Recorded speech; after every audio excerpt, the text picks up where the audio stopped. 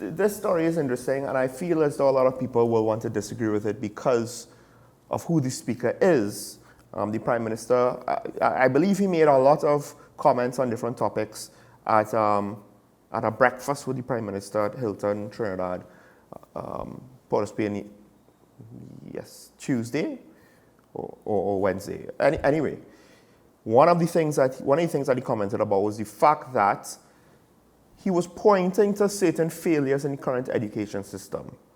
And he was basically saying, or he's reported of saying, that it created a conveyor belt of uneducated young gang members. That is to say, when young people, go through the education system and they are not properly prepared, so they go from primary school to secondary school and they're not prepared for a secondary school curriculum, it doesn't have to be like a big failure, but these things could snowball, and then you have individuals who, they are not educated. They don't necessarily have those prospects for life, so they go on to join the gangs. And while some people might be quick to say, well, why are you blaming the education system for when this is wrong with the criminal justice system and that is wrong with the criminal justice system, I can't disagree with what he said, because I have been saying that for months. So it is one more area that is contributing to crime. The question is, did he now realize it? And what is he going to do about it? Because I would argue that this is a problem that existed way long before this week. And I don't see anything in the Ministry of Education that makes me think, well, they're actually trying to address the various deficiencies I suspect that ministry has. I'll be very honest with you. I haven't seen the Prime Minister's entire speech, so I can only comment based on what is being reported in the newspaper. However, really, I mean, you're the Prime Minister for the last 7 years. Now you're making this statement with regards to our education system and how it's contributing to the criminal element here in Trinidad and Tobago. Really? Apart from that, what is very, very frustrating is the mere fact that you're suggesting that education or the education school system should be for the privileged few as it was previously. The thing is, you're only going to create a further gap.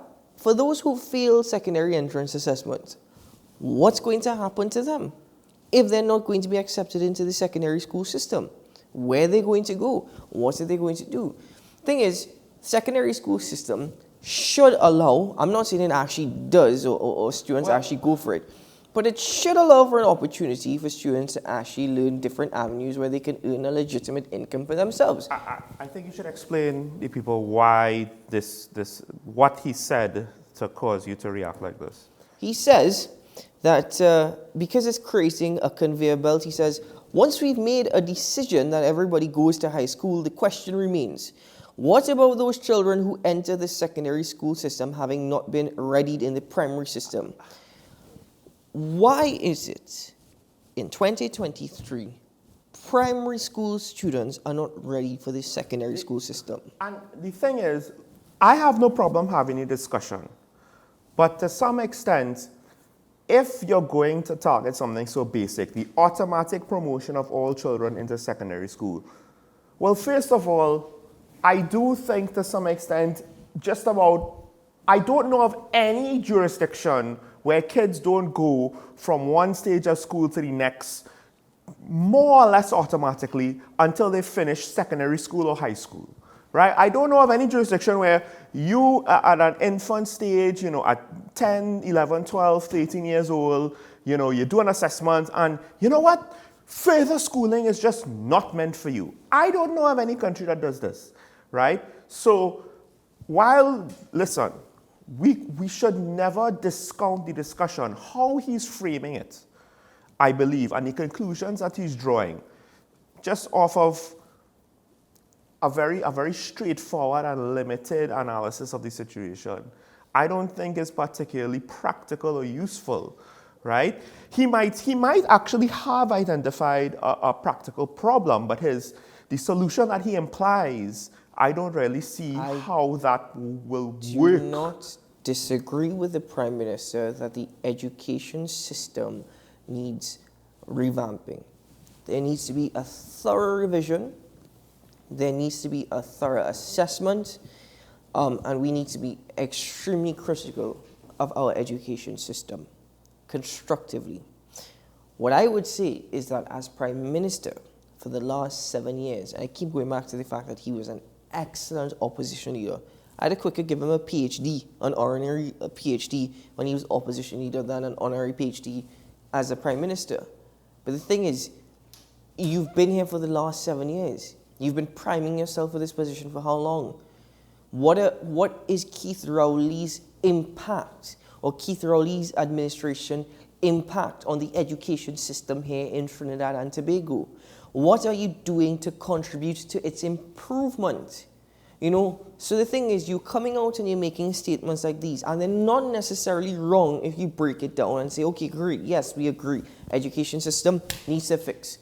But you're the one that is responsible for doing that. You're the one that is responsible. You have a line minister that should be getting all these things in order.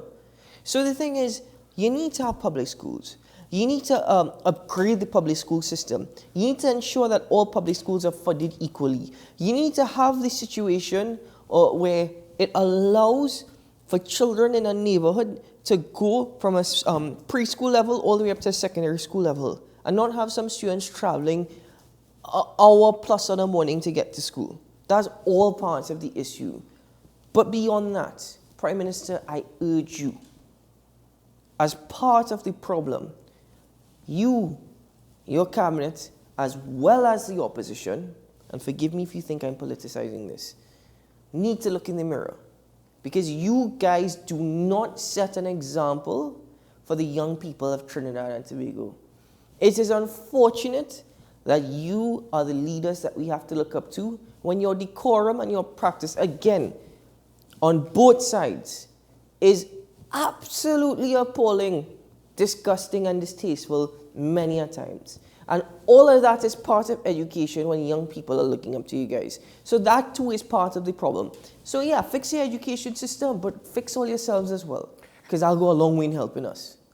I think one of the things that we take for granted is what I learned in school, what I learned during my degree, how much of it will be applied in everyday life. And with regards to communication of national issues, I find it very similar to writing an academic paper, where, you know, a lot of these principles of integrity and how you frame your arguments, how you support your arguments, you know, to try to not to, some basic things like don't contradict yourself, etc., etc. But the other thing is basic things like who, what, when, where, how. You can't just make a claim and not say why or how. Not just how is it affecting the situation or how is it an issue, but how are you going to then fix it? You know, you have conclusions at the end of any sort of academic paper. And like one of our viewers who used to admonish us to just say, okay, we have a problem. You're the Prime Minister. The country does not just want to know what you think the problems are. Because if you're in the opposition, fine, that's good enough. That is good enough to be in the opposition. But you are the Prime Minister. We need, you know, the next step, which is to say, what is your intentions? It doesn't even have to be the final intentions. It could be the initial intentions. How are you going to solve this problem? Because what you're saying is, we have a problem. Cool. We don't care what the problems are necessarily. That's not what rarely the voting public wants to know. They want to know that you could solve the problem. So he comes with this statement. And I get it, you know, and maybe it was an off-the-cuff remark and he wasn't prepped for it. But at the flip side, as you pointed out, it's been 7 years. This is the ministry with the largest allocation. And I suspect this is one of the ministries with the biggest problem. What do you mean you suspect? It is the ministry with probably the biggest problem. With the most long-term impacts, because right now we're benefiting off of, you know, the performance of our education system 10, 20 years ago. That's what society is being fueled by now. But 10, 20 years from now, when the kids in primary school now are going to be so many people coming up through these various systems of professional employment, right? Whether it's government offices or banks or major corporations in the country, what's it going to look like then? Example, big failure for our education system. You had to relocate students from St. George's College in Barrett to the UTT South Valsing campus.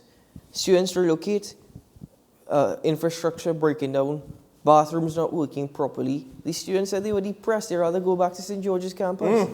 Imagine that. That's just one example, by the way. And how many schools? How many schools do we hear stories like that? How many schools indeed? That doesn't even touch on problems with the curriculum. By the way, separate issue. Part of the problem, but separate to what the Prime Minister is saying. He was speaking at breakfast with the Prime Minister at Hilton Conference. And since we speak about the education system, I am just wondering, you think the Prime Minister could eat a box breakfast or a box lunch? What it is that they are serving, like, for example, many a times you get good meals. You get rice, lentils, and stew chicken. Somebody was posting a photo the other day to social media saying, is this nutritious? It should be lunch for a 12-year-old to a 17-year-old in a high school setting. It looked like a piece of dough with cheese and a slice of tomato on it. And people will make the argument, listen, it's better that they're getting that than nothing at all. People in Trinidad will die for that.